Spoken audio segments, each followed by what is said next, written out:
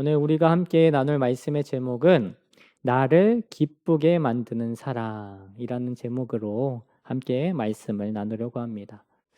여러분, 우리는 살아가면서 참 많은 감정들을 느끼고 표현할 때가 있습니다. 참 다양한 감정들이 있는데요. 예를 들면 이런 감정들이 있어요. 아, 다행이다 라는 감정도 들 때가 있고, 참 고맙다, 그리고 신기하다, 즐겁다 라는 그런 긍정의 감정이 들 때가 있습니다. 또 반대로는 억울하다, 불행하다, 초조하다, 답답하다 라는 부정의 감정도 들 때가 있습니다. 이런 여러 가지 감정들 중에서 우리의 근원에 가장 가까이 붙어 있는 감정은 무엇일까요? 그 감정은 바로 기쁨이라는 감정입니다. 그래서 사람들이요, 기쁨을 누리기 위해서 열심히 살아가는 거예요. 사람들이 내 삶에 기쁨이 넘쳤으면 좋겠다 라는 마음이 강하니까 그 기쁨을 찾기 위해 열심히 살아가는 것입니다. 그래서 그 기쁨을 찾기 위해서 어떠한 노력들을 하죠? 일적인 부분에서는 성과를 내기 위해서 열심히 할 때도 있고요. 그리고 자신의 능력이 좀 높아져야 내가 좀 기쁨으로 나아갈 수 있는데 좀 편하지 않을까? 온갖 다른 기쁨들을 더 누릴 수 있지 않을까? 라는 생각을 가지고 자기 개발을 하는데 힘을 쏟는 사람들도 있습니다. 뿐만이 아니라 취미 생활을 하면서도 그 기쁨을 찾지 않을까 하면서 취미 생활을 늘려가는 사람들도 있습니다. 이렇게 다양한 방법으로 기쁨을 찾기 위해 노력들을 합니다. 그리고 또 어느 때 가장 기쁨을 찾기 위해 노력할까요? 사람들은 자신의 어떤 문제나 어떤 상황이 생겼을 때 그 문제와 상황 전에 있었던 그 기쁨의 상태로 돌아가기 위해서 노력할 때가 있다라는 거예요. 그래서 여러 가지 노력들을 합니다. 눈에 보이는 것, 그리고 느끼는 대로 이렇게 하면 되지 않을까, 저렇게 하면 되지 않을까 생각하면서 기쁨을 되찾기 위해, 기쁨을 향해 나아가기 위해서, 내 삶이 기쁨으로 충만해지기 위해서 온갖 노력들을 합니다. 그런데 여러분, 그 노력들은 우리에게 잠깐 기쁨은 줄 수 있어요. 그런데 그 기쁨은 영원한 것일까요? 영원하지 않다라는 거예요. 기쁨을 찾기 위해 애쓰는 모습들은 올바른 것입니다. 정상적인 행동인 것입니다. 그런데 그 기쁨을 어디에서 찾느냐가 중요하다라는 거예요. 기쁨을 찾기 위해 세상의 것을 이용하여서 그 기쁨을 찾기 위해 나아가느냐, 아니면 정말 진정한 기쁨을 찾기 위해 또 어떤 방법을 택하겠느냐, 이게 중요하다는 거예요. 저는 여러분들에게 말씀드립니다. 우리에게 진정한 기쁨을 주실 수 있는, 우리에게 진정한 기쁨을 느끼게 하실 수 있는 분은 오직 하나님밖에 계시지 않음을 여러분들에게 전해드립니다. 왜냐하면 기쁨이라는 감정도 누가 만드셨을까요? 하나님께서 만드셨기 때문이에요. 그래서 하나님께서 진정한 기쁨을 느낄 수 있는 방법을 그 세상의 그 어느 것보다, 그 누구보다 잘 알고 계시기 때문입니다. 그래서 우리는 기쁨을 세상 속에서 찾는 것이 아니라 하나님 가운데서 찾을 줄 알아야 된다라는 거예요. 오늘 다윗의 이 시편인데, 이 다윗의 시편을 나누면서 다윗의 모습 가운데 기쁨으로 나아가는 비결이 쓰여져 있거든요.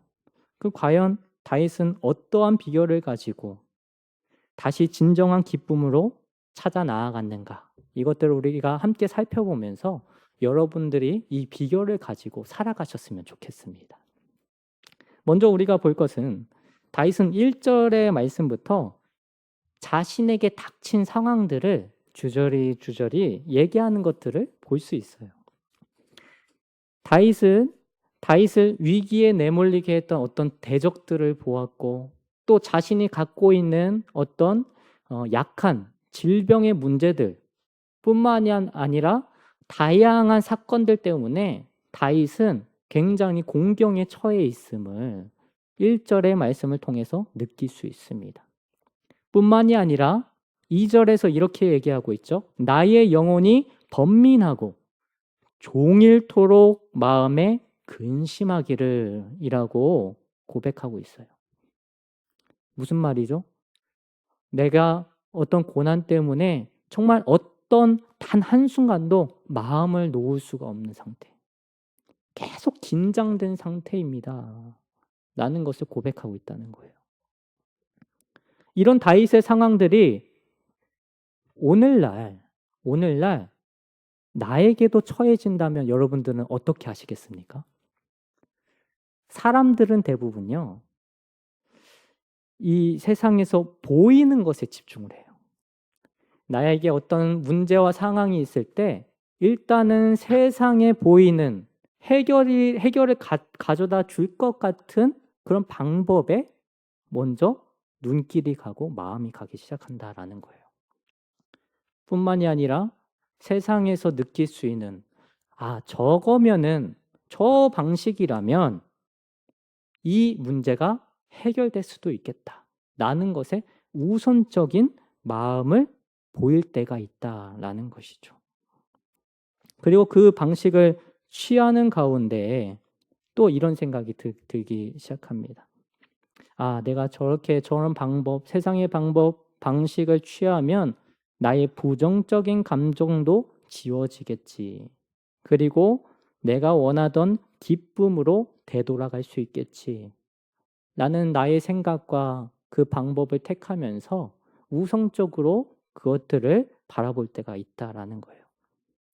그러나 다윗은 자신이 처한 그 상황 가운데 다시 기쁨을 찾기 위해서 노력했던 것은 눈에 보이는 것을 따라가는 것이 아니었습니다. 느끼는 대로 따라가는 것이 아니었어요. 다윗이 기쁨을 찾기 위해 했던 첫 번째 행동은 이것이었습니다. 그것은 바로 1절과 2절에서 반복적으로 나오는 고백인데요.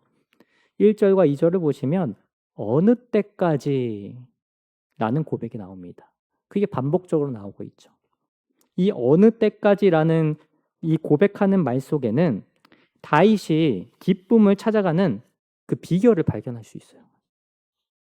다윗은 어느 때까지라고 고백하면서 자신이 처한 상황만을 얘기했던 게 아니에요. 그리고 어떻게 보면은 우리가 단순하게 생각하면 어느 때까지 하면서 하나님을 재촉하는 모습처럼 보여낼 수도 있는데 하나님을 재촉하는 그런 의미도 아닙니다. 어느 때까지라도 하나님이 구원하시는 은혜만을 구하겠습니다. 어느 때까지라도 하나님이 구원하시는 그 은혜만을 제가 계속 묻고 찾겠습니다 하면서 계속 묻고 있다는 거예요.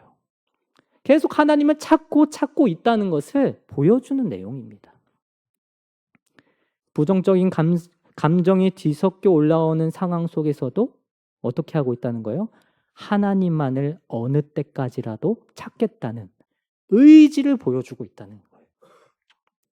하나님께서 언제 응답하셔도 어느 때 정확한 시간을 가르쳐 주시지 않으셔도 저는 상황보다 하나님이 구원하시는 응답만을 구하는 저의 모습을 계속 보여드리겠습니다. 계속 묻겠습니다. 하나님께 계속 찾겠습니다. 라고 하고 있다는 거예요. 즉 자신이 기쁨으로 나아갈 수 있는 것은 전적으로 하나님께 모든 게 다 달려 있어요. 그래서 제가 계속 하나님을 찾고 있습니다. 이 모습을 하나님께 보여드리고 있다라는 거예요. 다윗은 이렇게 답답하고 정말 우리가 그냥 단순하게 생각해도 속이 타는 그런 감정 속에서도 어떻게 하나님께 이런 모습으로 나아갈 수 있었을까요? 다윗 자신이 평생을 살아가면서 언제나 기뻐할 수 있었던 이유는 오직 주님으로부터 오는 변함없는 사랑하심과 은혜 때문에 자신이 살아갈 수 있었다는 것을 기억하고 있었기 때문입니다. 그래서 다윗은 끝까지 주님을 찾는 모습만 잊지 않는다면, 주님을 찾는 모습만 잊지 않는다면 어느 때인가 주님을 찾는 자에게 다시 기쁨을 찾을 수 있는 그런 신실한 일들을 보여주실 것이다 라는 믿음을 갖고 있었다는 거예요. 그래서 다윗이 기쁨을 찾는 비결, 첫 번째 비결 뭘까요? 주님을 끝까지 찾는 자가 되어야 된다. 단 한순간 어떤 일이 처리됐다고 해서 하나님 감사합니다 하고 또 내 멋대로 살아가는 것이 아니라, 또 어느 시간에 어느 순간에 나에게 또 어떠한 일이 닥칠지 모르는데 다윗처럼 우리가 그런 상황과 그런 순간들을 대비해서 어떻게 해야 된다고요? 매일매일 항상 하나님을 찾는 자가 되는 그런 모습을 보여드려야 된다라는 거예요. 그러면 어떤 문제가 생겨도, 어떠한 순간에 어떠한 사건이 발생해도 우리는 주님을 찾는 자가 되고, 그 주님을 찾는 자에게 하나님의 사랑하심과 은혜를 보여주심으로 다시 기쁨을 찾을 수 있는 길로 우리가 인도함을 받을 수 있다라는 것을 기억하시길 바랍니다. 여러분, 이 다윗의 모습을 통해서 정말 우리도 그 다윗과 같이 주님을 찾는 자가 되어야 된다는 거 꼭 기억하시길 바라고요. 그리고 다윗이 기쁨을 되찾기 위해서 또 한 가지의 비결을 가지고 있었어요. 그것은 하나님이 항상 자신의 삶에서 부재하시지 않도록 하나님에 대한 경외하는 마음을 가지고 있었다라는 거예요. 다윗은 사실 문제와 상황이 중요한 것이 아니었어요. 다윗이 가장 두려워했던 건 무엇이냐? 하나님이 자신의 삶 속에서 부재하시는 상황이 생길까 봐 그것에 대한 두려움을 가지고 있었다는 거예요. 본문 3절에 보시면 여호와 내 하나님이여 나를 생각하사 응답하시고 라고 나와 있습니다. 이 말씀처럼 하나님께 자신을 잊지 마시고 생각해 달라고 고백하는 것처럼 하나님이 부재하시는 삶에 대한 두려움을 고백하고 있는 거예요. 그리고 만약 하나님이 부재하시면 자신이 어떻게 될 거냐? 이어서 고백하고 있죠. 3절에 내가 사망의 잠을 잘까 하오며 라고 나와 있어요. 이 고백과 같이 하나님이 부재하시면 내 삶은 이미 죽은 것이나 다름없습니다. 하나님이 부재하시면 제가 기쁨을 찾고 말고 할 게 없습니다. 저에게 가장 중요한 것은 하나님이 부재하시지 않도록 하는 삶을 살아내는 것입니다. 라는 거예요. 그만큼 다윗은 하나님과의 관계를 무엇보다 소중하고 중요하게 생각했다라는 것이죠. 하나님 없이 사는 것은 상상조차 할 수 없다. 그만큼 하나님 없이 사는 것이 가장 두려운 것임을 드러내면서 하나님을 경외하는 자의 모습을 보여내고 있었다라는 거예요. 그리고 다윗은 아까 이 경외하는 모습이 기쁨을 찾는 비결이라고 말씀드렸잖아요. 하나님을 경외하는 자에게 어떤 모습을 보여주실까요? 하나님의 위엄을 보여주실 거예요. 하나님의 위대하심을 보여주실 거라는 것을 다윗은 알고 있었다는 거예요.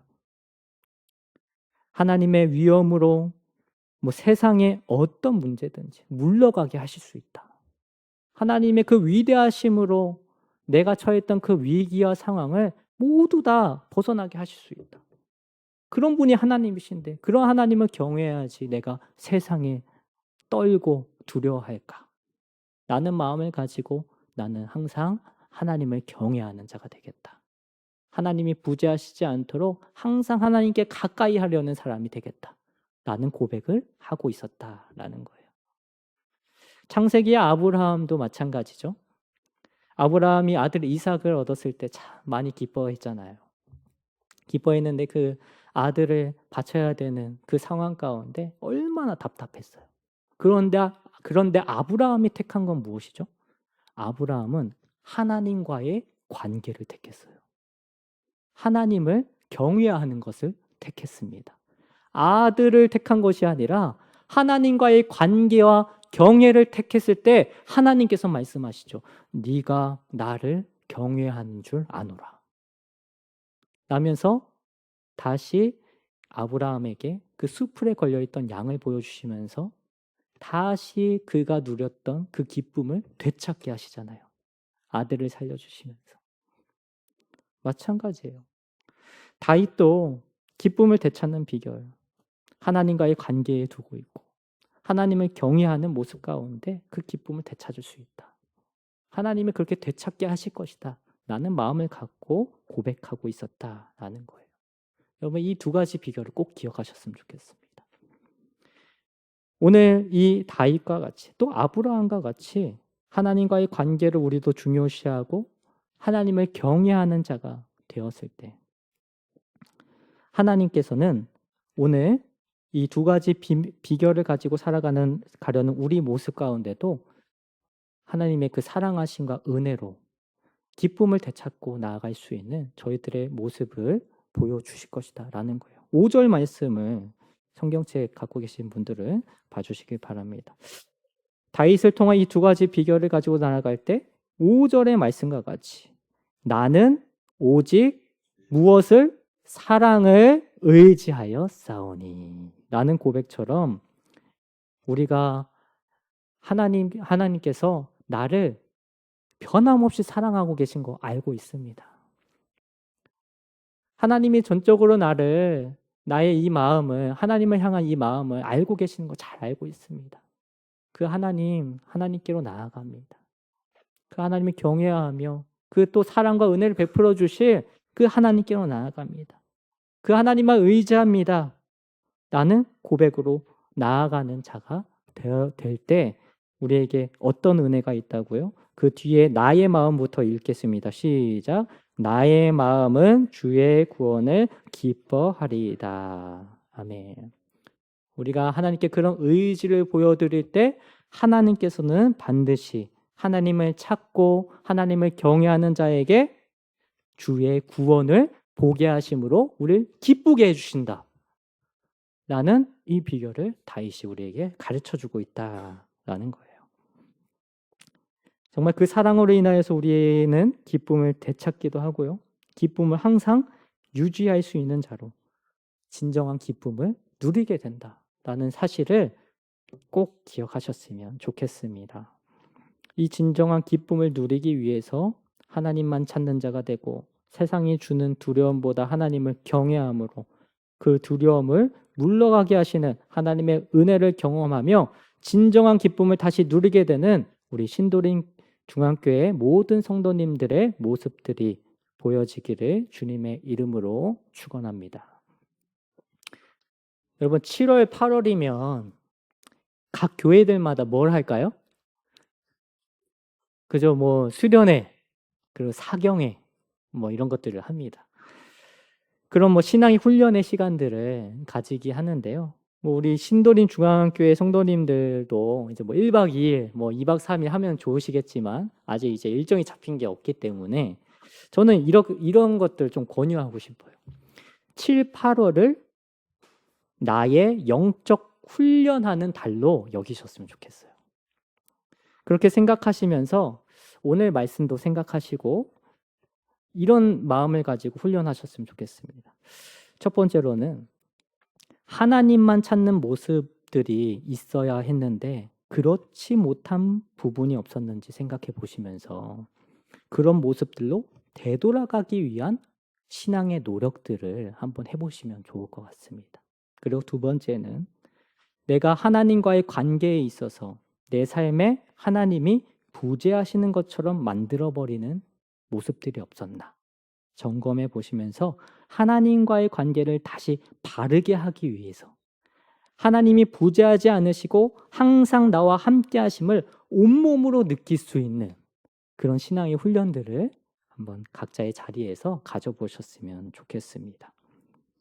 그러면서 나의 모습과 상태들을 좀 점검하시고 주님과 더욱 가까이 친밀히 교제해 나아가는 데 힘써 주시고 하나님만이 유일한 삶의 진정한 기쁨이 되신다는 마음으로 하나님을 경외하고 지혜로운 자가 되어서 힘써 가시는 7월, 8월을 보내셨으면 좋겠어요. 하나님이 준비하신 은혜들을 또 누릴 수 있게, 그리고 우리가 하나님이 주시는 기쁨으로 우리가 생각하는 것보다 더 큰 기쁨을 누릴 수 있도록 하나님께서 이끌어 주실 것입니다. 그런 기쁨이 넘쳐나는 그런 7, 8월 보내시는 우리 모든 신도림 중앙교회 성도님들이 되시길 다시 한번 주님의 이름으로 축원합니다.